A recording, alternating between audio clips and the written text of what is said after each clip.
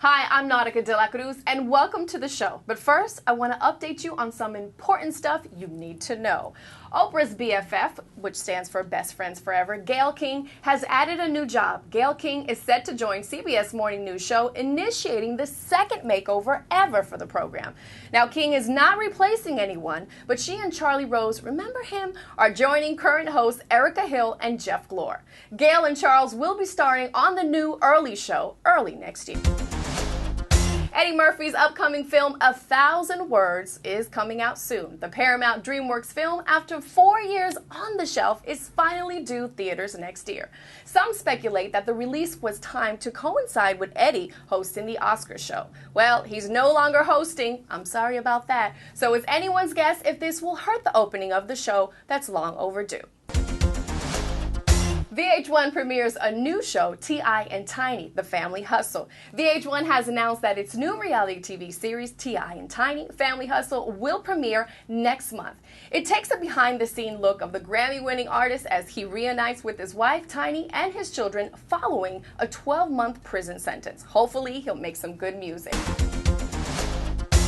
Queen Latifah to host daytime talk show produced by Will and Jada Smith. Now, we hear this will be a joint project between their two production companies, and the show is planned for the fall of 2013. One of my favorite comedians and actress, Niecy Nash, is going to join Cedric the Entertainer in Hot in Cleveland spinoff. She'll play the wife of Reverend Boyce. Production for the new show is set to begin next month. And in baby news, we all love babies. Nia Long gave birth to a baby boy. Long gave birth to a son named Kez Sunday Udoka. Now, Miss Long has a 10-year-old son from a previous relationship, but congratulations to the new addition. And last but not least, once again, congratulations to gospel duo Mary Mary's Erica Campbell. She's expecting a baby girl. This will be her third edition for her. My special guest today is a dancer, choreographer, radio personality, and now a judge on BET's Lens on Talent. Please welcome Miss Leslie Segar, also known a.k.a. Big Les. What up, Naughty? How you doing, Mamacita? I'm good. Nice to have you here. Tell me a little bit about BET's Lens on Talent. Now, I know it's kind of like American Idol, but with a different twist. Yeah, well, Lens on Talent actually has been around for quite a few years, where before it was about filmmakers who wanted to do, their short films and get, notice and get some PR and get some funding, which would be the end product. So this time BET decided to flip the script a little bit. Okay. And because everything is now so entertainment-based in regards to singing and dancing and fashion, that they decided to put all three together. Okay. And so there's a fashion segment where Kortu Mamalu is one of the judges. She's from Project Runway. Okay. Of course, super producer Rodney Jerkins. Yes. He's the music man for all the aspiring singers. Genius. And they got yours truly, one of BET's own people, who Yes. has the dance and choreography on lockdown. So this has been their highest rated season out of all the years that they've been doing this. So hopefully they'll bring it back bigger, better. We can go tour, pick the people ourselves, and really get a competition going. Les, when you're judging these dancers, what exactly are you looking for? First of all, I need some originality. I don't want to see 30 people coming in doing the cat daddy, doing the Bankhead band. I've seen it, done it, been there, don't want to look at it. Okay. Like for me, when I was auditioning, you had to come in with your baddest tricks in the first 30 seconds. I need to be impressed because the attention span is short. So I need you, don't warm me up. Come out the gate with the hottest tricks and moves that you have. Give me personality. I don't need to see a lot of hair swinging and all that illusion to try and make me think something's going on, because I can see through all of that. So just give me some funk. I love women who are athletic, like who can battle the guys, do the backflips and the flexibility and work the floor and all that other stuff. Okay. And I like guys who dance like men, who dance like men and still know how to smooth it out and be sexy with it. And then there's something that just touches your soul. Your hair on your arm stands up when somebody's got that it factor. Gotcha. And you're like, yeah, I like you. You're it. Now, when you're judging, how hard are you on your criticism?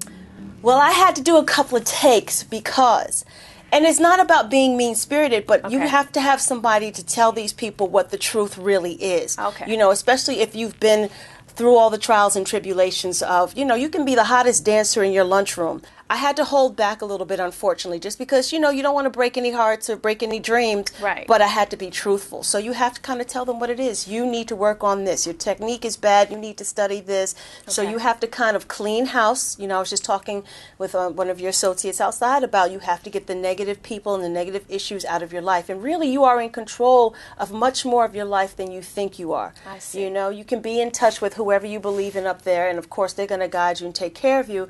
But you also have to make sure that you're doing the work too, the right steps. Whatever your dreams or your goals are, every single day you should be doing one thing.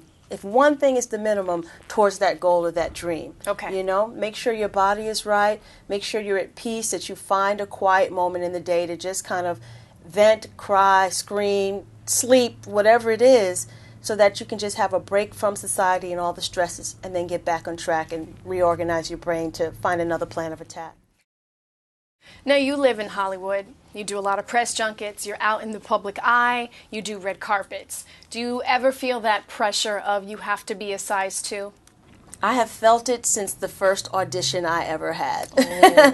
Because, again, here I am. I'm 5'6" and 100-something pounds. And I say to people, yes, I'm a dancer. But everybody has this image of themselves of thinking that dancers are svelte and skinny and whatever, and that's just not who I've ever been, you know. And I'm accomplished, I'm athletic, and I'm physical, and I can get the job done better than those girls are. So I feel it all the time. Like when I was in New York initially, as a dancer, you got looked at based upon skill. Oh, she's bad, da-da-da. When I came out to LA, I never knew what a cattle call was. Is you stand in a line, you stay, thank you, you stay, thank you, you stay. And I'd be like in a room with girls that I knew that I could outdance, but because I didn't look a certain way, I didn't get the job. I wasn't even given an opportunity. But you kind of have to just believe that you have that skill set that will take you to the next level and find your way to the front of the line and be confident. You can't let that, you know, skinny girl with the extra double D's or whatever it is that, you know, somebody's caught up in. You have to learn to outshine the competition. And so that's just what it is. It's all about hard work for me. But, you know, I also feel that with dancers and actresses nowadays, there's so much pressure, and a lot of them are dying to be thin. They really are. I think Brittany Murphy. Yeah, exactly. Sad. You know, and there was a young girl who I knew who had some plastic surgery. She was a stylist for a famous director. Didn't tell anyone that she was going in for liposuction. No one could find her for about 2 weeks, and unfortunately she passed because she had complications due to the surgery, and she didn't tell anyone. You know, and people are dying. But I think things have changed a little bit. Like there was a time where they wouldn't embrace women being pregnant in Hollywood, you know, or especially if you were in front of the camera, we got to shoot you from the neck up, or we're going to give you some time off. And, you know, regardless of how illegal that was. And now they're like, oh, she's pregnant and it's beautiful and she's glowing. And then you have, you know, all these young girls who are caught up with the Kardashians and everybody else and everything reality, and because they made it hip to have a booty and to have size, or Jennifer Lopez to have size, it's not as bad as it once was. Right. You know, now I think everyone's caught up with tanning and skin tones and all this other madness. Botox. Well, that too is crazy. I don't understand. I can't imagine not being able to go like this. And make an expression. You know, that's crazy. That's crazy. But I do have to say, on top of what you said, that I think that Beyonce and Jennifer Lopez have definitely are two iconic women. Right. But they are thicker and they are voluptuous, right. and they have a rear, and they're great dancers, they're great performers, and I think a lot of women are going, or Hollywood is being a little bit more acceptable and saying, okay, let's go in for someone a little bit right. thicker, or okay, she's not a 2, she's an 8, but she still looks good. Right. And to me, I think it's all about health, what you said about earlier. You know, mind and spirit definitely is being healthy and eating right, which is a good thing. Yeah. People are dying very, very young. People are having heart attacks very young. We had a recent friend of ours, Heavy D, who passed away, 44 years old, and died of pneumonia and heart attack. And I know you had a great relationship with him. How do you feel since he's passed away? Oh boy, this has been the toughest from the moment that I heard about Heavy's passing. I've known him for 20-something years. You know, my first meeting with Heavy is I was dancing on tour at Madison Square Garden for Keith Sweat, and as soon as I got off stage, backstage, Heavy grabbed my arm, and I'm just looking at him like, oh snap, Heavy D, because I'd never met before. And this is right after Troy had died, one of Heavy D and the boys, and he said, you have to dance for me. He said, I thought about hanging up the microphone until I thought, oh my God, I could have girls, and you have to dance for me. Oh, that's awesome. And we've been attached at the hip ever since. We went on tour together. I've choreographed so many videos for him, and we've really become, he's like my brother. Right. And I'm just thankful that this journey for me in this lifetime, I've been able to share it with him. And I'm not just saying that because he passed. He truly, in his music, you knew that he was a genuinely good-hearted dude, you know what I mean? And he was a great father, and I've trained him quite a few times, but you can't help people with what they struggle with, you know? And it wasn't about, you get depressed or you get frustrated because this business does that to you. You know, you go from selling 10 million albums, you know, like Boys to Men, and then you can't sell anything. You can't sell out an arena. And what do you do with that, you know? No matter how good you are, that's a sign of the times, and there's those moments in this business where you just want to perform and be your artistic self. And I think he struggled a little bit with that, you know, in regards to just wanting to hold the mic and perform and make people happy. And so eating was kind of like his comfort thing, you know. And he worked on it, though. The treadmill in his house was right next to his bed, so he's like, I have no excuse. And he'd get up. He's like, I won't even brush my teeth. I'll get on a treadmill. And remember, he slimmed down, and he had it going on. But I knew he went overseas, and he had just done the Michael Jackson tribute. And he got sick while he was over there. And, you know, people kind of take for granted the intensity or, you know, how horrible pneumonia can be. You know, you think it's just a cold or a flu and you can just brush it off, and it was more serious. And, you know, between the yo-yo dieting that he was going on, his immune system was down. So, you know, the combination of the two just kind of put him under. But he leaves behind a long legacy. He does. Of incredible work, and I just hope that, you know, the parents of today teach the kids of yesterday or tomorrow or whatever all about Heavy D and what his music has meant to the world and the golden era of hip-hop. We will definitely remember Heavy D, and rest in peace. Last but not least, we're going to watch you on BET's Lens on Talent. Now that you're back at BET, which was your old home from Rap City, the basement, how does it feel? Well, Rap City, BET, first of all, has been my home even before I got on Rap City, because who else was showing all of the urban videos that I was doing? You know, MTV, or at that time, was only showing top 10. So my place really, from even just like, you know, doing Little Sean and all the other hip-hop videos, was BET. So the minute I walked in the door and they embraced me as a choreographer and was like, hey, you know a lot of people. You've been on tour for many years. Why don't you come do Rap City?